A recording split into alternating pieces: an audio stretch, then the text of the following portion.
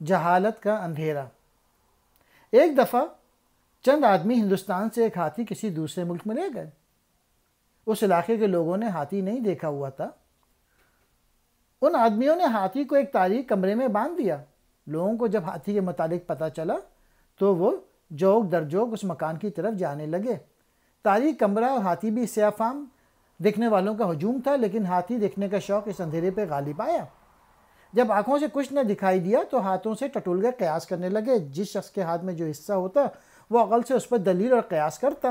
چنانچہ جس شخص کے ہاتھ میں اس کا کان تھا اس نے کہا یہ تو ایک بڑا سا پنکھا معلوم ہوتا ہے، اور جس شخص کا ہاتھ اس کی پشت پر تھا اس نے کہا یہ تو مسئلہ تخت ہے، اور جس شخص کا ہاتھ اس کے پاؤں اور ٹانگوں کو لگا اس نے ٹٹول کے کہا نہیں یہ آپ لوگ غلط کہتے ہیں، یہ تو مسئلہ ستون ہے۔